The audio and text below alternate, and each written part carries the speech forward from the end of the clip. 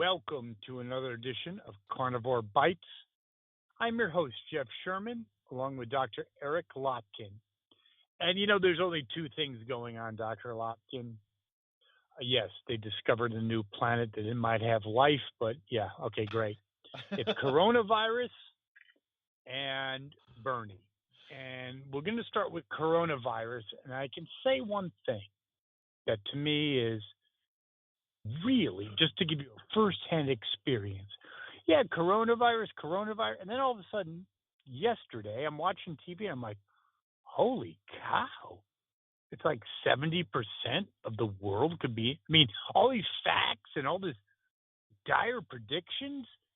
So it's here and welcome to it. So go ahead, sir. Yeah, unfortunately, most of what's going on with coronavirus is just fear and uncertainty. The fact of the matter is, yes, it's highly contagious. However, the death toll from this is actually very small. And it's getting smaller now that it's gotten out of China.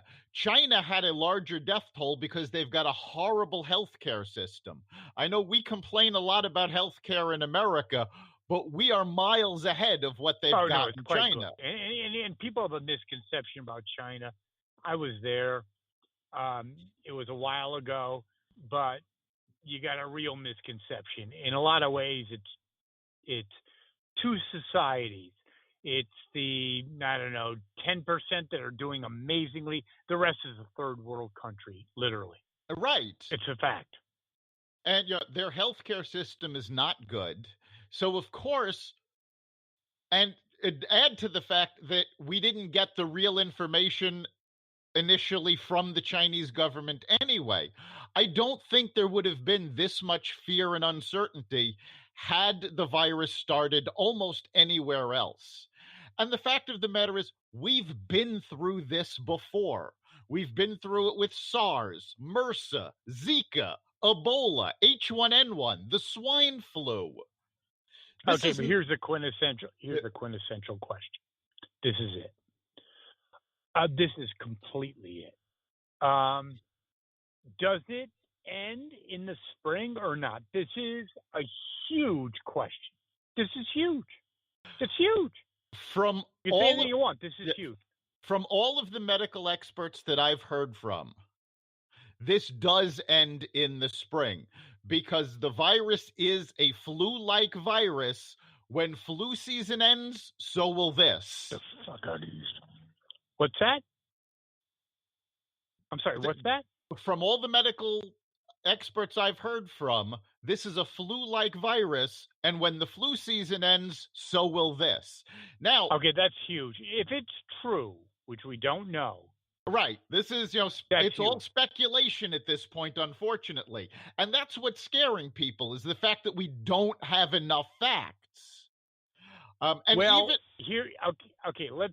not epidemiologists. Right. We don't know that. What we do know is politics and society. And the only thing, and it's gotten increasingly the fact, the only thing that could ever screw up Trump, only thing, is the economy. I don't know. I'm a really good economist. I really am. And I hate to say this because I've always been right. Economics happens 90% in the mind, 10% in the real world. If people think this is screwed up, yes, 2 years later, it definitely recovers. No question about it. Absolutely no question. Not even a question.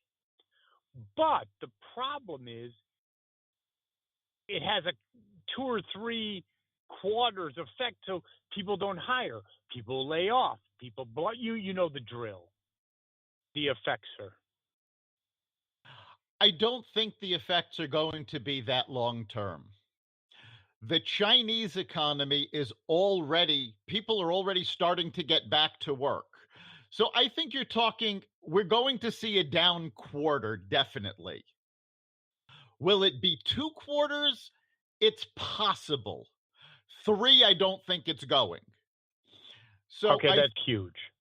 so That's I huge. I think we're talking about a fairly short-term thing.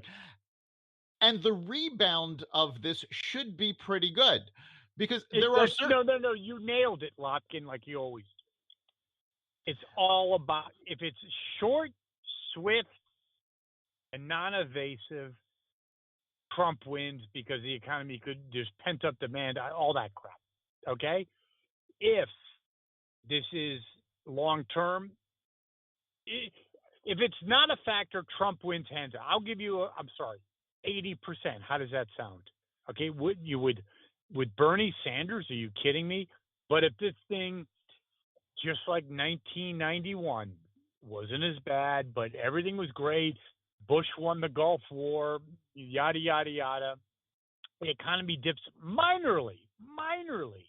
People had Reagan fatigue syndrome. He lost. Never should have, but he lost. The only thing that can bring Trump down now is actually the economy.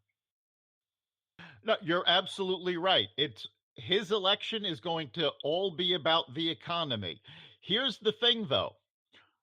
The underlying economy is still strong. Even today, we got housing numbers that blew away estimates. We got Lagging indicator, my friend. yes, It is. but It's a no, no, lagging no, no. indicator. This is not a lagging indicator because this is sales of existing homes. Okay. So this is what's predicting will be actual closes over the next month or two. Okay. So we don't know. Thank you for reeling us in, Dr. Lopkin. All of us that listen to Carnivore Bites podcast, thank you for reeling us in. Now we move on to Bernie. Bernie is, Bernie's an interesting situation. I mean, he's got a lot of momentum right now. He's got all the But mojo, dude. but next week is going to be tough for him. And no, Biden wins. Biden wins South Carolina, but Well, something. Biden can win South Carolina, but also remember that's Saturday. Next Tuesday is Super Tuesday. Again, I think he gets his hand handed to him. His head handed to him. We can already say with a pretty large degree of certainty that he's going to lose Florida. He was not doing well in Florida before. After his comments praising Fidel Castro, there's I'm no talking about way Biden gets his hand handed. Oh, Biden might get his head handed to him overall. Bernie is going to lose Florida and possibly lose it big. Oh yeah, there's no question. And the fact about Bernie, he is, I don't know, what do you want to call it? I'll use the term online dating. You meet Jane and she's into fishing and surfing and she's got an MBA from friggin' Wharton, and then you meet her and she's a chain smoking whatever. Right. No, that's Bernie. He was exposed to the hot lights. Even CNN said that, and he kind of folded.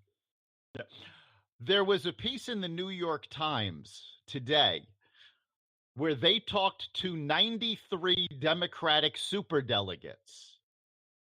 And they all said if Bernie does not go into the convention already having a majority of delegates, then they are not going to support him.